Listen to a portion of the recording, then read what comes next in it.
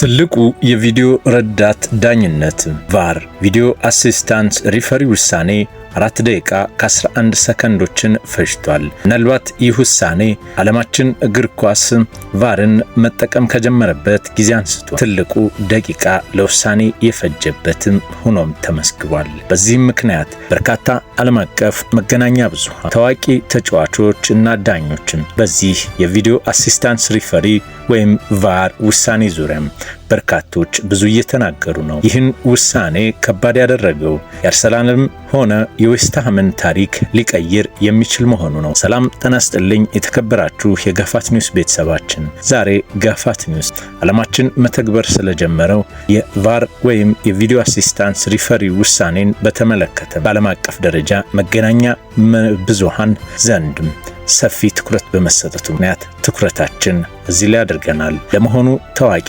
ተጫዋቾችና ዳኞች ይህንን የቫር ውሳኔ በተመለከተ ምን አሉ የሚለውን ወደ እናንተ እናደርሳለን። ትልቁ የቪዲዮ ረዳት ዳኝነት ቫር ውሳኔ 4 ደቂቃ ከ11 ሰከንዶችን ፈጅቷል። ይህ ውሳኔ የአርሰናልም ሆነ የዌስትሃምን ታሪክ ሊቀይር የሚችል ነው። ምክንያቱ ደግሞ አርሰናል የፕሪሚየር ሊጉን ዋንጫ ከ20 ዓመት በኋላ ለማንሳት የሚያደርገውን ጉዞ አንድ እርምጃ የሚያራምድ በመሆኑ፣ ሁለተኛ ዌስትሃም ላለመውረድ ይህንን 1 ነጥብ ከሌሎች ነጥቦች ጋር ተደምሮ ሊተርፍበት የሚችለውን እድል ሊያሰፋለት የሚችል በመሆን በዚህ አጣብቂኝ ውስጥ የገቡት የዳኝነት ውሳኔ 4 ደቂቃ ከ11 ሰከንዶችን ፈጅቷል። በእንግሊዝ ፕሪሚየር ሊግ አናትና በወራጅ ቀጠና ለሚገኙት ሁለቱ ክለቦች የውድድር ዓመቱን የሚወስንላቸውም አጋጣሚን ፈጥሯል። ይህም በፕሪሚየር ሊጉ ታሪክ ሌላኛው አይረሴ ክስተትም ሆነ። አርሰናል በ83ኛው ደቂቃ ሊያንድሮ ትሮሳርድ ባስቆጠረው ጎል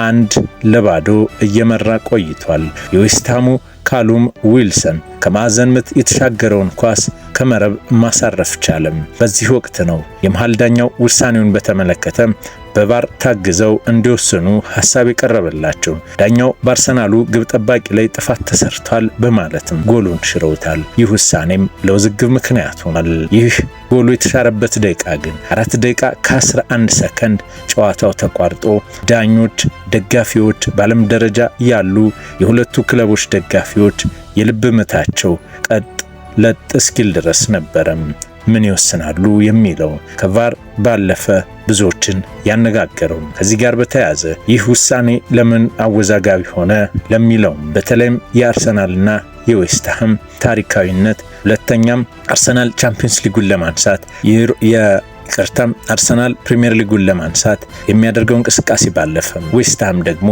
ላለመውረድ የሚደረግ ትንቅንቅ በመሆኑ ነው። የቀድሞ የእንግሊዝና የማንቸስተር ዩናይትድ አጥቂ ዋይን ሩኒ ውሳኔውን በተመለከተ እንዲህ ሲል ነበር የገለጸው። ምርጥ ውሳኔ በማለት ገልጾታል። ግልጽ ጥፋት ተፈጽሟል ብሏልም። የቀድሞ አጥቂ ውሳኔውን የሚደግፉና የሚነቅፉ ቢኖሩም ግልጽ ጥፋት ተፈጽሟል፣ እጁ የግብ ጠባቂውን ፊት በመሸፈኑ ኳስ የመያዝ ዕድሉንም ገድቦታል፣ ስለዚህ ትክክለኛ ውሳኔ ነው ነበር ያለው ዋይን ሩኒ። ቫር ለመጀመሪያ ጊዜ ይህን በመሰለው ትልቅ ጨዋታ ላይ ተገቢ ውሳኔ አስተላልፏል ሲልም አክሏል። አርሰናል ፍትሃዊ በሆነ መንገድ ይህንን ነጥብ ማግኘት ነበረበትም። ሩኒ ውሳኔውን ቢያደንቅም ለግብ ጠባቂዎች የሚሰጠው ከለላ ግን እንደማያስደስተውም ገልጿል። ወደ ግብ ጠባቂው ብትሄድ ጥፋት ነው ይባላል። በተጫዋችነት ዘመኔ በሙሉ ለግብ ጠባቂዎች ጥላቻ የነበረኝ በዚህ ምክንያት ነው። እኔ እንደማስበው እጃቸውን ዘርግተው መዝለል ስለሚችሉ ቅድሚያ የሚሰጣቸው ለነሱ ነው ብለዋል። ሌሎች ተንታኞችስ በዚህ ጉዳይ ላይ ምን አሉ? የቀድሞ የፕሪሚየር ሊጉ ረዳት ዳኛ ዳረን ካን ማንም ሰው ከዳረን ኢንግላንድ ጋር ቦታ መለዋወጥ ይፈልጋል ብዬ አላስብም። ማንም ሰው በዚያው ወንበር ላይ መቀመጥ አይፈልግም።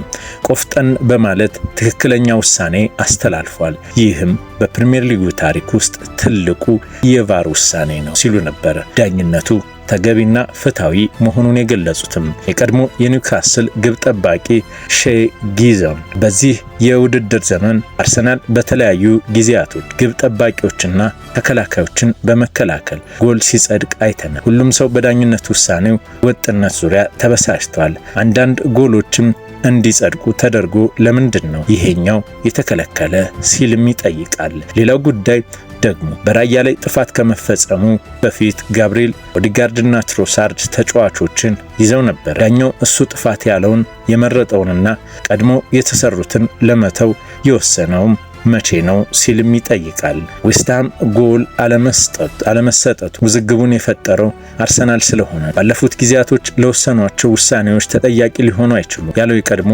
የሊቨርፑል አማካይ ዳኒ መርፊ ነው። የቫር ተቆጣጣሪዎች የሚያዩትን መናገር አለባቸው እና ግልጽ የሆነ ጥፋት ነው የተፈጸመው፣ አርሰናል ስለሆነ ብቻ ነገሩን ማዛባት የለብንም ሲል ደግሞ ይናገራል። የቀድሞ የዌስትሃም ግብ ጠባቂ ሮብ ግሪን በበኩሉ ጥፋት ነው፣ ግብ ጠባቂውን ሁለት ተጫዋቾች ሲይዙት እያየን በዚህ የውድድር ዘመን ተመሳሳይ ነገሮች በጣም ብዙ ነበሩም ይላል። የዚህን ግብ ጠባቂ ውሳኔ ብዙዎቹ የዌስትሃም የቀድሞ ተጫዋች ከመሆኑ ጋር ተያይዞ ለእግር ኳስ ፍትሐዊነት የቆመ ሲሉትም አድንቀውታል። ቫር የውድድሩ ዘመን ርዕሰ ጉዳይ እንደሆነም ይሰማኛል ይላልም። በተመሳሳይ ጊዜ 5 ወይም 6 ጥፋቶች ቢከሰቱም ዋናው ነገር ግን ኳሱ ያረፈበት ቦታ ነው። ከዚያም ወጥነት በተመለከተ ግን ምንም ነገር የለም ሲልም ተናግሯል። አርሰናል የፕሪሚየር ሊጉን ዋንጫ እንዴት ያሸንፋል? መቼስ ሊያሸንፍ ይችላል? በዚህ የውድድር ዓመት አርሰናል ብዙ መስዋዕትነቶችን ከፍሏል። ፕሪሚየር ሊጉን ለበርካታ ወራቶችም መርቷል።